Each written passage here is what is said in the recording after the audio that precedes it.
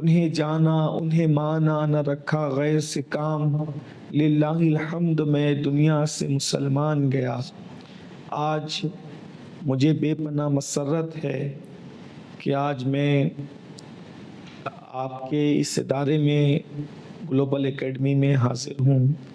اللہ تبارک و تعالی اس ادارے کو دن 11ویں رات 12ویں ترقی عطا فرمائے۔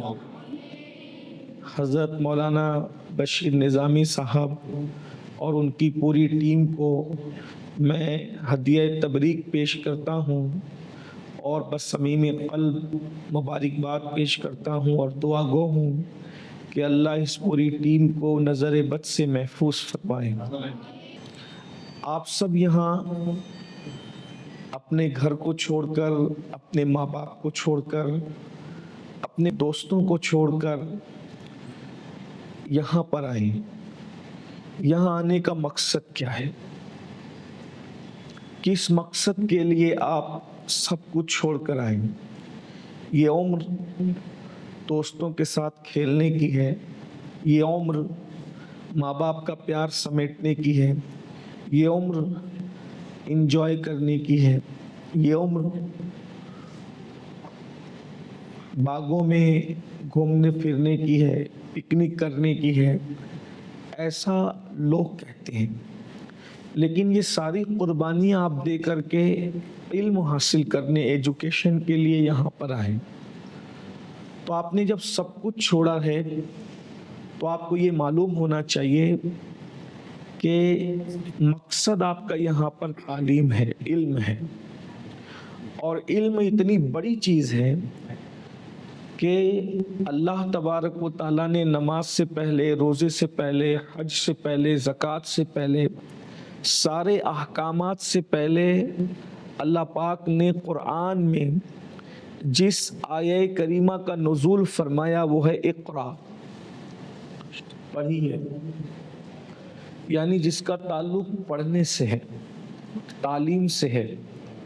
اور اللہ کے رسول صلی اللہ علیہ وآلہ وسلم نے 23 سال کی قلیل چھوٹی سی مدت میں جو پوری دنیا میں انقلاب پیدا کیا تھا وہ خالص تعلیمی انقلاب تھا۔ اللہ کے رسول صلی اللہ علیہ وآلہ وسلم نے سب سے بڑی جو چیز قوم کو عطا کی وہ ہے ایجوکیشن، علم۔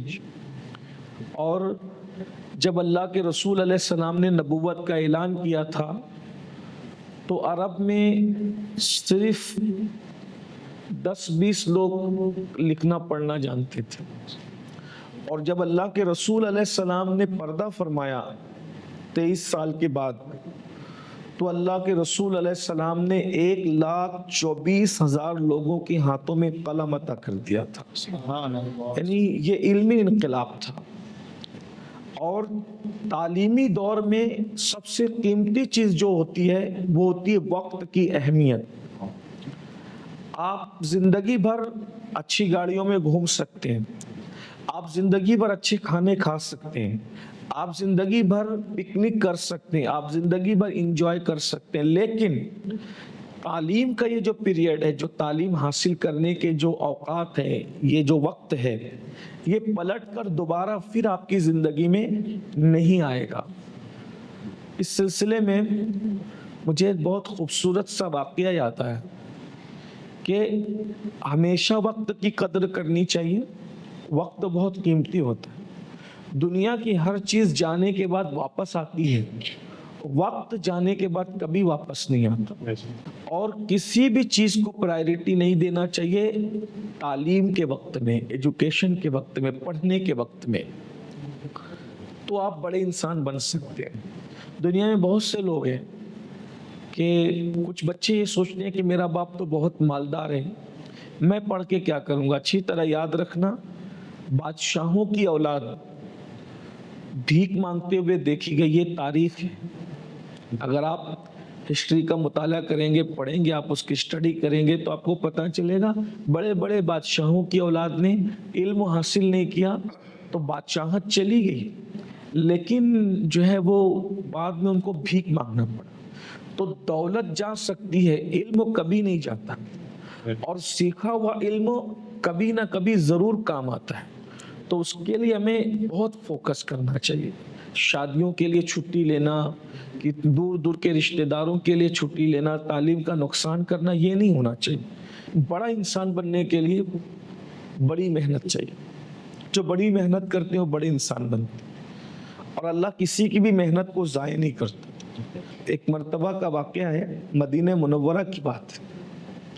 مدینہ منورہ میں ایک استاد تھے, وہ اپنے بچوں کو تعلیم دے رہے تھے, پڑھا رہے تھے مدینہ شریف میں, اور ان کے بچے ان کے پاس پڑھ رہے تھے.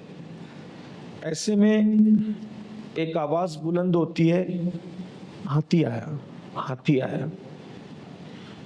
تو چونکہ ملک عرب میں ہاتھی نہیں ہوتا, وہاں ہاتھی پائے نہیں جاتے, تو سارے بچے کلاس چھوڑ کے بھاگ گئے ہاتھی دیکھنے کے لیے. استاد بڑے مہربان تھے, بڑے شفیق تھے. انہوں نے جب دیکھا کہ سب بچے کلاس چھوڑ کے چلے گئے ہاتھی دیکھنے کے لیے, ایک بچہ بیٹھا رہا, کتاب لے کر پڑھتا رہا. تو انہوں نے اس ایک بچے سے بھی کہا کہ بیٹا جب سب چلے گئے تو تم بھی چلے جاؤ, تم بھی ہاتھی دیکھ لو. اس بچے نے کہا کہ استاد, ہاتھی تو میں زندگی میں کبھی بھی دیکھ لوں گا, لیکن تعلیم کا یہ وقت کبھی پلٹ کر نہیں آئے گا. اس کو اتنی وقت کی اہمیت تھی. وہی بچہ جب بڑا ہوا تو اسی بچے کو دنیا نے حضرت امام مالک کے نام سے پہچانا. تو اس طریقے سے علم حاصل کرنے کے دور میں جو بچے معاملات کو بہت سیریس لیتے ہیں نا, پھر وہ بہت بڑے انسان بنتے ہیں. تو پہلی بات تو یہ کہ پیارے بچوں, علم حاصل کرو, اور علم کے ساتھ ادب ضروری ہے. اس لیے کہ جس کے پاس صرف ایجوکیشن ہوگا اور ادب نہیں ہو, یعنی بڑوں کا رسپیکٹ نہیں ہوگا, تو وہ بھی کبھی کامیاب نہیں ہوتے.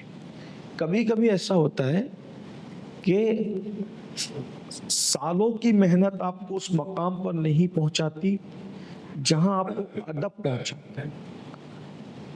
عام طور پر بہت سارے بچے ایجوکیشن تو حاصل کرتے ہیں, تعلیم تو حاصل کرتے ہیں, مگر ان کے اندر غرور, گھمنڈ آتا ہے, اور وہ بڑوں کی عزت کرنا نہیں جانتے, بڑوں کا رسپیکٹ کرنا ان کو نہیں آتا. وہ بے عزتی کرتے ہیں, دوسروں کو حقیر سمجھتے ہیں. تو وہ لوگ بھی اپنی زندگی میں کبھی ترقی نہیں کر پاتے. جب ہم کسی کا ادب کرتے ہیں تو ادب کی وجہ سے ہمیں بہت بلندی نصیب ہوتی. ایک نوجوان تھا, اس کی عمر 10 سے 11 سال کی تھی صرف. وہ غلام تھا. پہلے دور میں لوگ بیچے اور خریدے جاتے تھے, وہ غلام تھا. تو اس کو اس کے آقا نے کہا کہ بیٹا جاؤ اور فلاں کام کر کے واپس آؤ. تو وہ اپنے آقا کا گھوڑا لے کر دوڑاتے ہوئے جب جانے لگا تو اس نے دیکھا کہ 3 بزرگ ایک درخت کے نیچے اوٹے پر بیٹھے ہوئے ہیں. ایک بزرگ تھے سیدی شیخ قطب الدین بختیار کاکی, ایک بزرگ تھے شیخ شہاب الدین عمر سہروردی, ایک بزرگ تھے شیخ نجم الدین کبرا. تینوں آپس میں کچھ علمی ڈیبیٹ کر رہے تھے, وہ مذاکرہ کر رہے تھے. وہ نوجوان جو 10 سے 11 سال کا تھا, اس نے دیکھا کہ اللہ کے نیک بندے نیچے بیٹھے ہیں, میں گھوڑے پر ہوں. تو وہ ان کے ادب میں گھوڑے سے نیچے اترا اور گھوڑے کی لگام ہاتھ میں لے کے پیدل چلنے لگا, اور ادب کے ساتھ اس نے ان تینوں بزرگوں کو سلام کیا, اور جہاں تک وہ بزرگ نظر آئے وہ گھوڑے پہ نہیں بیٹھا, پیدل چلتا رہا. اس کا یہ ادب دیکھ کر قطب الدین بختیار کاکی کی زبان سے نکل گیا, یہ دیکھو دلی کا بادشاہ جا رہا ہے. یعنی ان کی زبان سے دعا نکلی, یہ دلی کا بادشاہ جا رہا ہے. کسی نے کہا حضرت وہ دلی کا بادشاہ نہیں ہے, وہ تو فلاں کا غلام ہے, 10-11 سال کا لڑکا ہے. فرمایا اس نے ہمارا ادب کیا, ہمارے دل سے دعا نکل گئی. اب یہ بچہ اس وقت تک مرے گا نہیں جب تک دلی کا بادشاہ نہ بنے. اور اس کے بعد چند سال کے بعد وہ آزاد ہوا, اور اس کے بعد پھر وہ دلی کا بادشاہ بنا. اسی دلی کے بادشاہ کو دنیا سلطان شمس الدین التمش کے نام سے جانتی ہے. اپنے استاد کا ادب کیجئے, اپنے ماں باپ کا ادب کیجئے, اور یہ بات ادب جو ہوتا ہے نا، وہ جو اندر ہوتا ہے وہ آپ کی زبان سے چھلکتا ہے. یعنی مشکیزے میں، مشکیزہ سمجھتے ہیں آپ؟ مشکیزہ پانی کی چمڑے کی ایک تھیلی ہوتی تھی، اس کو مشکیزہ کہتے ہیں. تو مشکیزے میں جو چیز ہوتی ہے نا، اونڈیلنے کے بعد وہی چیز باہر نکلتی ہے. تو ہم اتنے باادب رہیں کہ غصے میں بھی کبھی ہماری زبان سے کوئی خلاف ادب جملہ نہ نکلے، نہ کسی جانور کے لیے نہ کسی دشمن کے لیے. زبان آپ کی جتنی شائستہ ہوگی، یعنی جتنی اچھی ہوگی، بلکہ ایک جملہ آپ کو دیتا ہوں، ہو سکے تو زندگی بھر یاد رکھنا، علم کی کمی اخلاق پوری کر دیتا ہے. علم کی کمی اخلاق پوری کر دیتا ہے، لیکن اخلاق کی کمی علم کبھی پوری نہیں کر سکتے. ہم کیا ہیں؟ یہ ڈگریاں لے کر کے ہم نہیں گھومتے، یہ ہم زبان کی وجہ سے اپنی شخصیت کو اور اپنی ذات کو منواتے ہیں. تو گفتگو کے درمیان غیر مؤدب جملے کہنا، یہ ہمارے بزرگوں نے منع کیا. میں تو حیران ہوں، اللہ کے رسول صلی اللہ علیہ وآلہ وسلم اتنے سنجیدہ تھے کہ کبھی کسی محفل میں صحابہ کے سامنے اللہ کے رسول نے اپنے پیر بھی لمبے نہیں کیے. اسی لیے صحابہ کرام نے کبھی حضور کے تلووں کو نہیں دیکھا. اسی طرح اللہ کے رسول علیہ السلام کو کبھی کسی نے ناک صاف کرتے نہیں دیکھا. اسی طرح اللہ کے رسول علیہ السلام کو کبھی کسی نے آنکھوں سے اشارہ کرتے نہیں دیکھا. اسی طرح اللہ کے رسول علیہ السلام کو کسی نے کبھی قہقہا لگا کر زور سے ہنستے نہیں دیکھا. اللہ کے رسول علیہ السلام کی زندگی اتنی سنجیدہ تھی. تو ہمیں بھی حضور علیہ السلام کا اسوہ اختیار کرنا چاہیے. غور کیجئے، حدیث پاک ہے، الترغیب والترہیب کی روایت ہے کہ پسو کو بھی گالی مت دو. پسو سمجھتے ہو؟ ایک بہت باریک سا کیڑا ہوتا ہے، وہ جلدی نظر نہیں آتا. وہ اکثر مرغی اور جو گائے وغیرہ ہے، بکری ہے، وہ جانوروں کی جلد پہ بیٹھتا ہے اور جب انسان کو کاٹتا ہے تو بہت بے چین کر دیتا ہے. اور فرمایا پسو کو بھی گالی مت دو. پھر فرمایا کھٹمل کو بھی گالی مت دو. اور المعجم الاوسط میں یہ روایت ہے، یہاں تک فرمایا کہ شیطان کو بھی گالی مت دو. غور کیجئے کہ جس مذہب میں شیطان کو گالی دینے کی اجازت نہیں، فرمایا شیطان کو گالی مت دیا کرو، بلکہ یہ کہا کرو اعوذ باللہ من الشیطان الرجیم. گالی اس کو نہیں دینا.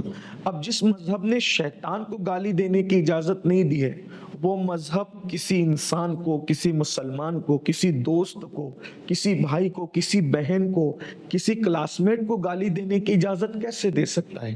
اور پھر یہ فرمایا گیا کہ جس کی زبان سے کسی مسلمان کے لیے گالی نکلی تو مرتے وقت اس کی زبان پہ کلمہ طیبہ جاری نہیں ہوگا.